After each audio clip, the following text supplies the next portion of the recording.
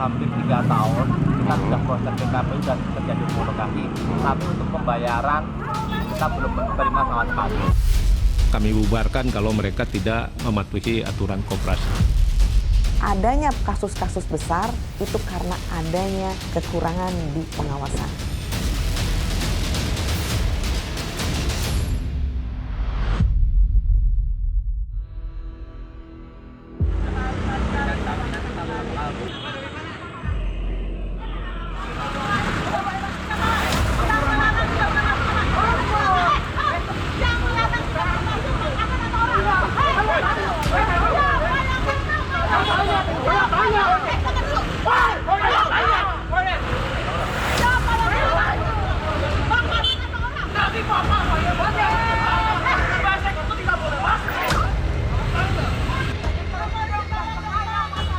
Emosi anggota Koperasi Simpan Pinjam Sejahtera Bersama tak bisa dibendung lagi.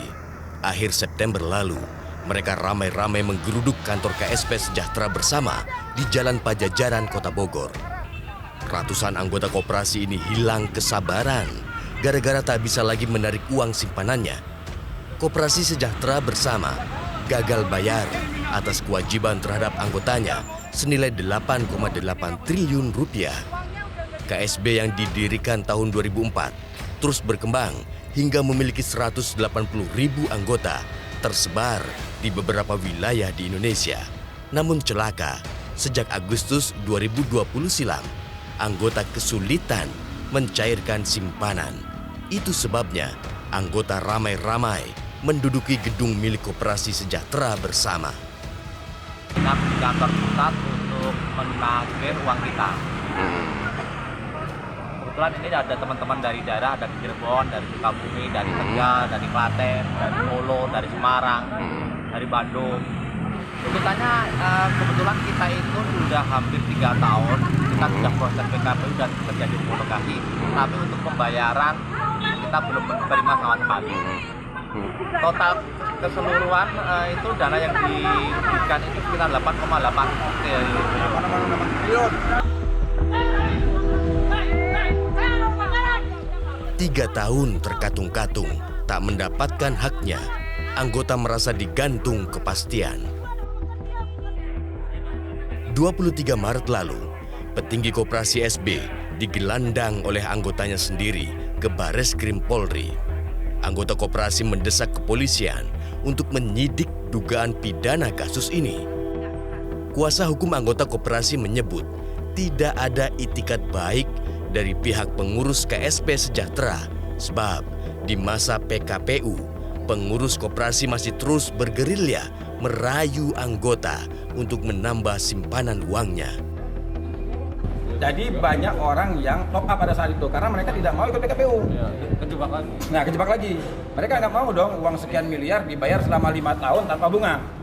Tidak mau dong, logikanya gitu. Akhirnya mereka top up. Ada yang 200 juta, ada yang 900 juta, dan banyak lah, ada yang miliaran dan sebagainya. Karena berharap supaya dia jangan di PKPU kan. Tetapi ternyata yang tidak ikut PKPU tidak dibayar, yang PKPU juga tidak dilaksanakan. Per 9 November 2021 lalu, KSP Sejahtera Bersama telah menaikkan perjanjian damai.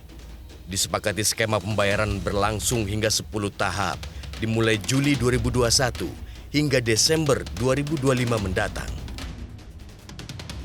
Namun gara-gara skema pembayaran macet, 9 Agustus lalu, 4 anggota Koperasi Sejahtera mengajukan pembatalan homologasi atau pembatalan perjanjian damai ke Pengadilan Negeri Jakarta Pusat. KSP Sejahtera terancam pailit.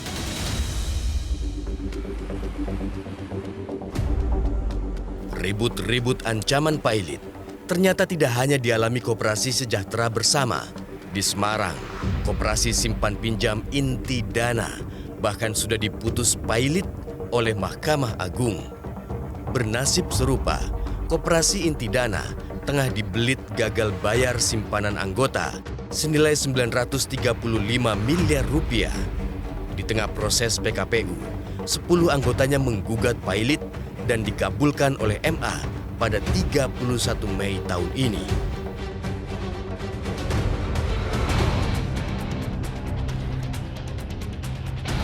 Realitas, menelusuri jejak kasus koperasi inti dana ke Pengadilan Negeri Semarang.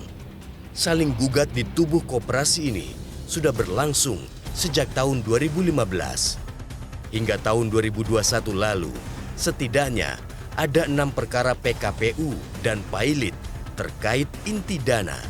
Sementara di bidang perdata umum, terdapat 9 perkara terkait koperasi inti dana. 2 diantaranya dilayangkan oleh Herianto Tanaka pada tahun 2016 dan 2017. Gugatan demi gugatan terus dilancarkan Herianto Tanaka demi pengembalian dana simpanannya di koperasi inti dana senilai 34 miliar rupiah. Banyak sekali perkaranya, mulai 2016 sampai 2022 pun ada juga gitu ya. Jadi bertubi-tubi, dalam arti ada perkara kepalitan dengan PKPU dan Pailitnya, atau di perkara niaganya, ada juga perkara perdatanya, ada juga ada berkaitan juga perkara pidananya. Benarkah badai Pailit sedang mengintai sebagian koperasi di tanah air?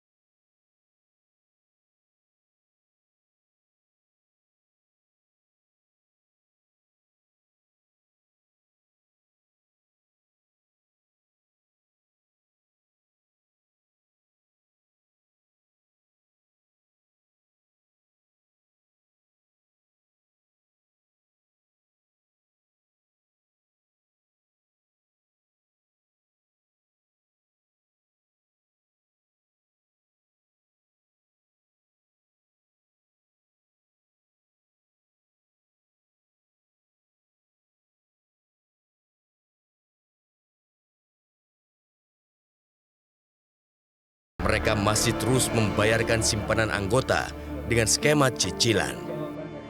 Pertimbangan hakim pada tingkat kasasi menurut kami tidak tepat terkait pertimbangan masalah bahwa inti dana dinyatakan lalai. Karena faktanya kami tidak lalai, kami masih menjalankan skema pembayaran sesuai putusan homologasi.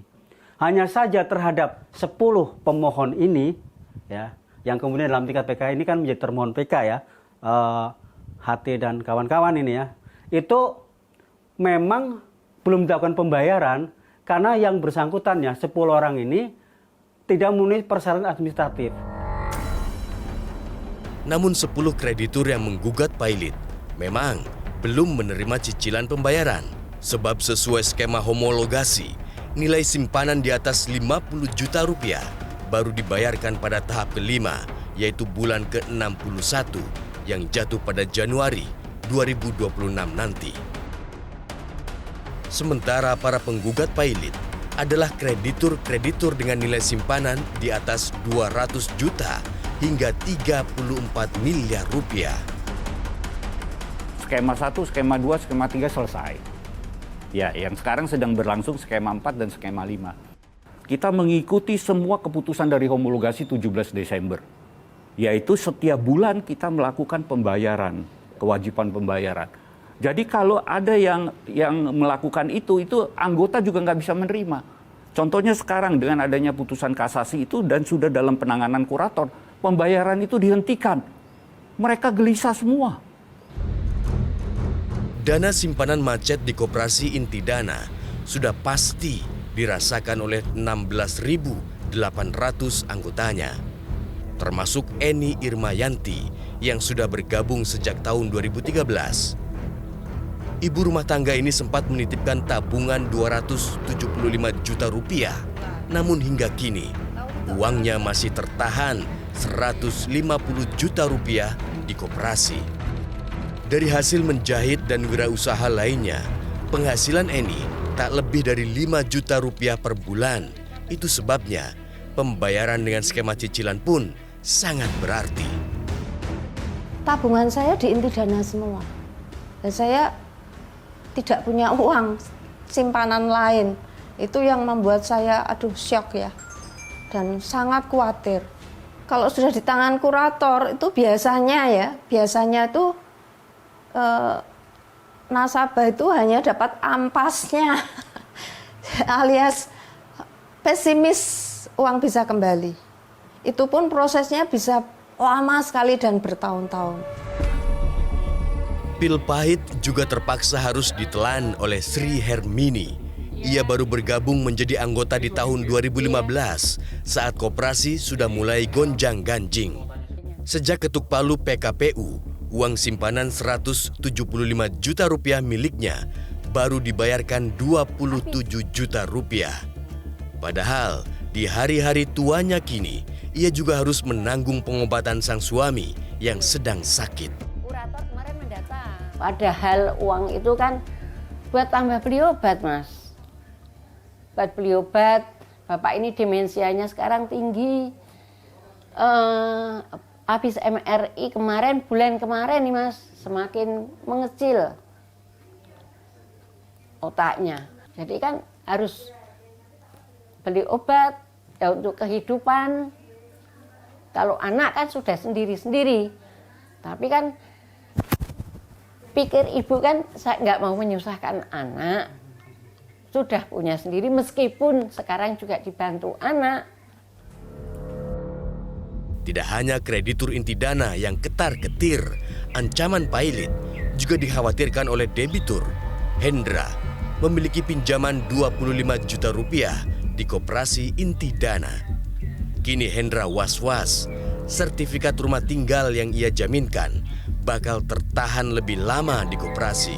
Padahal kewajiban angsuran pembayaran tinggal setengah dari nilai kreditnya. Ya, angsuran saya nggak bisa ngangsur yang pertama. Yang kedua, ketidakpastian surat anggunan saya di mana. Terus selanjutnya kan saya sebenarnya butuh modal lagi untuk melanjutkan usaha. Jadi nggak bisa lagi gitu. Tapi sebetulnya Bapak memang sudah melakukan pelunasan? Iya, saya mau melunasi waktu itu. Saya juga udah koordinasi sama pihak karyawan di inti dana, tapi belum bisa. Buruknya tata kelola sebagian koperasi di Indonesia menjadi fenomena gunung es yang mengancam keamanan dana masyarakat. Kini, setidaknya ada 8 koperasi yang sedang kembang kempis mengembalikan dana simpanan masyarakat senilai 26 triliun rupiah. Benarkah pengawasan mandul hingga koperasi nakal bebas beroperasi ala-ala jasa perbankan?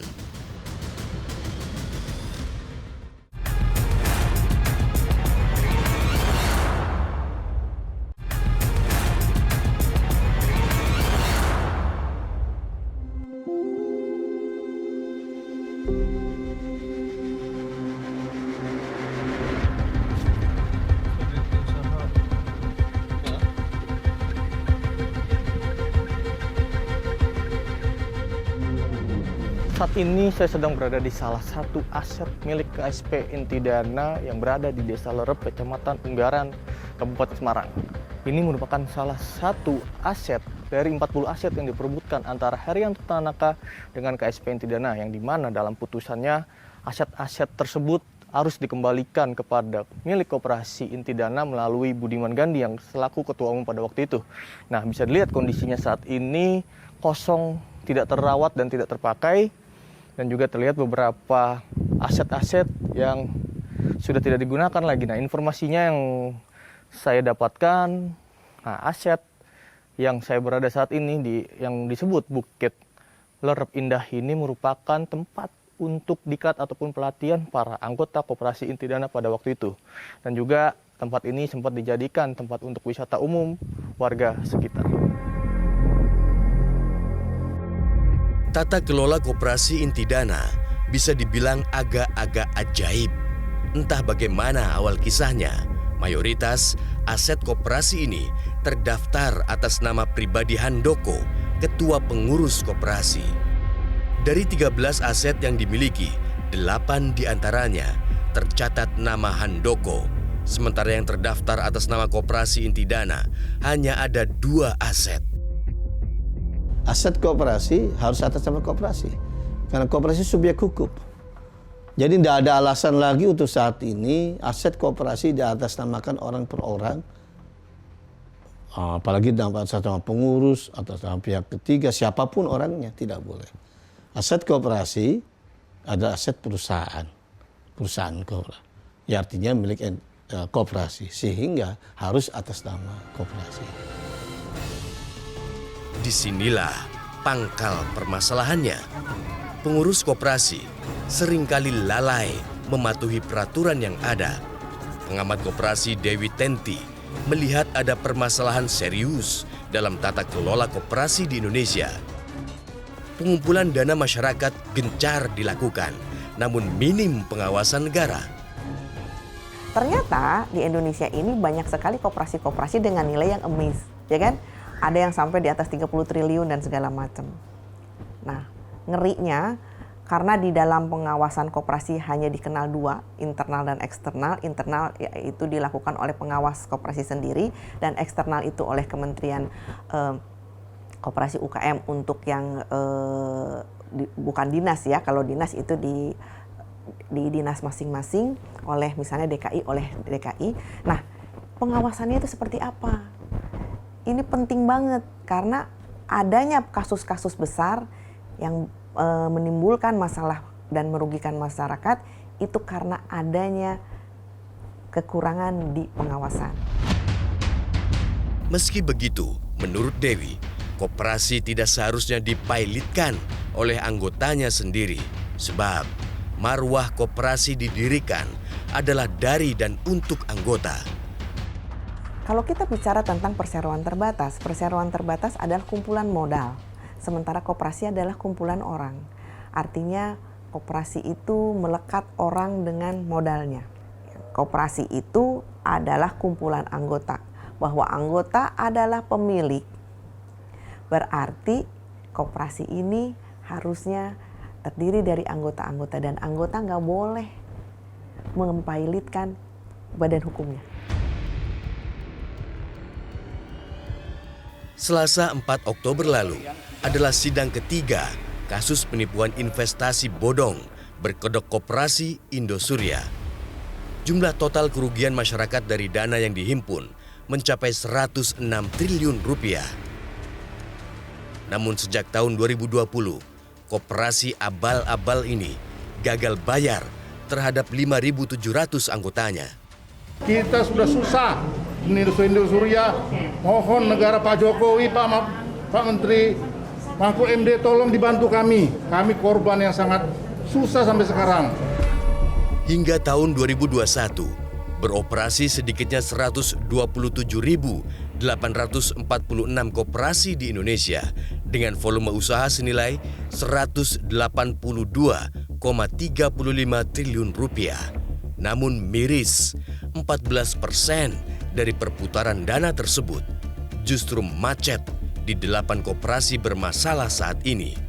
Namun saat ini, Kemenkop dan UMKM fokus memantau 8 koperasi bermasalah yang merugikan masyarakat senilai 26 triliun rupiah.